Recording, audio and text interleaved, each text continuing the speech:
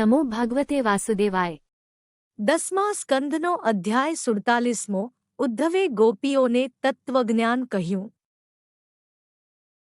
શુકદેવજી કહે છે, હે રાજન, ઉદ્ધવજીને જોઈને ગોપીઓ તેને ચોતરફ વીંટાઈ ગઈ અને ઉદ્ધવને કહેવા લાગી, હે ઉદ્ધવ, તમને શ્રીકૃષ્ણે નંદ અને યશોદાને રાજી કરવા મોકલ્યા હશે એમ જણાય છે, એ વિના આ ગાયોને બાંધવાની કોડમાં અમારા જેવા બીજા કોઈ તે શ્રીકૃષ્ણને કયાંથી સાંભળતા હોય? માતા પિતાના સંબંધને તો યોગીઓ પણ ત્યાગ કરી શકતા નથી। સંબંધીઓ વિના બીજા ઠેકાણે જે મિત્રતા કરાય છે તે તો કાર્ય સાધવા માટે જ હોય છે। વેશ્યા નિર્ધન પુરુષનો ત્યાગ કરે છે, પ્રજા અસમર્થ રાજાનો ત્યાગ કરે છે, વિદ્યા ભણીને શિષ્યો ગુરુનો ત્યાગ કરે છે, દીક્ષણા મળ્યા પછી ઋત્વિજો યજમાનનો ત્યાગ કરે છે, ફળ વિનાના વૃક્ષનો પક્ષીઓ ત્યાગ કરે છે, પ્રેમવાળી સ્ત્રીને ભોગવીને જારપુરુષ તેનો ત્યાગ કરે છે। આ પ્રમાણે ભગવાનને સંભાળીને ઉદ્ધવની આગળ ગોપીઓ ઊંચા સ્વરે રડવા લાગી। પછી એક ગોપી ભમરાને જોઈને તેને શ્રીકૃષ્ણનો દૂત કલ્પીને ઉદ્ધવજીને સંભળાવવા માટે કહેવા લાગી, હે ભમરા, તારા મિત્ર મથુરાપતિ શ્રીકૃષ્ણ છે, તેની સ્ત્રીઓની આગળ ગાન કરીને તેને રાજી કર। અહીં શા માટે આવ્યો છે?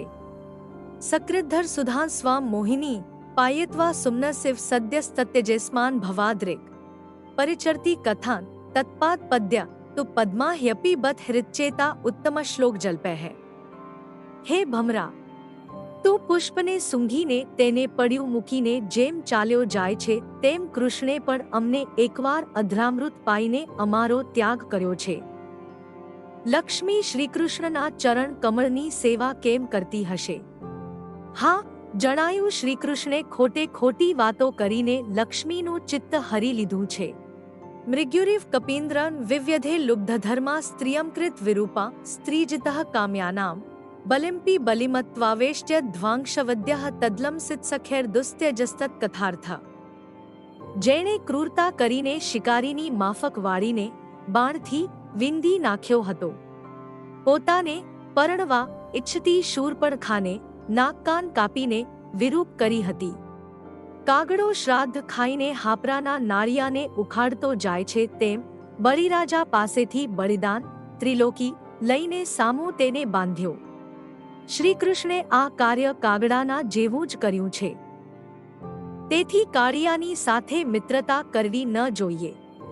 છતાં કોણ જાણે શું છે તેની વાતો તો છોડાતી જ નથી। જે રીતે પારાધી વેણું વગાડીને બિચારી ભોળી હરણીઓને છેતરીને મારે છે અથવા બાંધે છે, તે રીતે વેણું વગાડીને શ્રીકૃષ્ણે કામના બાણથી અમને પણ મારી છે। હે ભમરા, મથુરામાં શ્રીકૃષ્ણ સુખી તો છે ને? કોઈ દિવસ શ્રીકૃષ્ણ અમારી વાત કરે છે? આ પ્રમાણે ગોપીઓની વાણી સાંભળીને ઉદ્ધવજી બોલ્યા, હે ગોપીઓ, તમે ભગવાનમાં મન જોડ્યું તેથી તમે કૃતાર્થ થયા છો। તમે જે ભગવાનમાં ભક્તિ કરી છે તે ભક્તિ મુનિઓને પણ દુર્લભ છે। તમારો પ્રેમ મને બતાવીને તમે મારી ઉપર અનુગ્રહ કર્યો છે। હવે હું ભગવાનનો જે સંદેશો લાવ્યો છું તે સાંભળો। ભગવાને કહ્યું છે, હે ગોપીઓ, તમારે મારો વિયોગ નથી, કારણ કે હું ચરાચર પ્રાણીઓના શરીરોમાં રહ્યો છું। તમે મારામાં મન રાખીને મારું ધ્યાન કરશો તો મને જ પામશો। ગોપીઓ કહે છે, ઉદ્ધવ, વૃંદાવનમાં જે રાત્રિઓમાં અમારી સાથે શ્રીકૃષ્ણે રાસલીલા કરી હતી તે રાત્રિઓને તમારા મિત્ર ક્યારે સંભાળે છે કે નહીં? ફરીને શ્રીકૃષ્ણ અહીં આવશે કે નહીં? બીજી ગોપી કહે છે, શ્રીકૃષ્ણે કંસને મારીને રાજ લીધું છે, તેથી રાજકન્યાઓને પરણીને મથુરામાં જ રહેશે। અહીં ગામડામાં શું કરવા આવે? બીજી ગોપી કહે છે, હવે તો શ્રીકૃષ્ણ લક્ષ્મીપતિ થયા છે, તેથી આપણી ગામડાની સ્ત્રીઓની એને શી જરૂર હોય? હે રાજન, શ્રીકૃષ્ણના આવેશથી ગોપીઓના મનની પીડા જોઈને પ્રસન્ન થઈને ઉદ્ધવજી બોલ્યા, આ સંસારમાં ગોપીઓનો જન્મ સફળ છે। કારણ કે તેને શ્રીકૃષ્ણમાં અગાધ પ્રીતિ છે, જે પ્રીતિને મુક્તો અને અમે ભક્તો પણ ઈચ્છીએ છીએ. જેમ અજાણે સેવેલું અમૃત છે તે અમરપણું પમાડે છે, તેમ આ વ્યભિચાર દુષ્ટ અને વનમાં રહેનારી ગોપીઓએ કામબુદ્ધિથી ભગવાનમાં પ્રેમ કર્યો છે, તો પણ ભગવાન તેનું કલ્યાણ કરશે. આસામહો ચરણરેણુજુષામહણસ્યા વૃંદાવને કિંપી ગુલમલતોષધીનામ યા દુસ્ત્યજન સ્વજન માર્યપ્થચ હિત્વા ભેજુર્મુકુંદ પદવી શ્રુતિભિર્વિમૃગ્યામ. અહોહો! કોઈથી પણ ન ત્યાગી શકાય એવા સંબંધીઓને અને ધર્મને પણ ત્યાગીને શ્રુતિઓ પણ જેને ખોળે છે એવી મુકુંદ ભગવાનની પદવીને ગોપીઓ પામી ગઈ.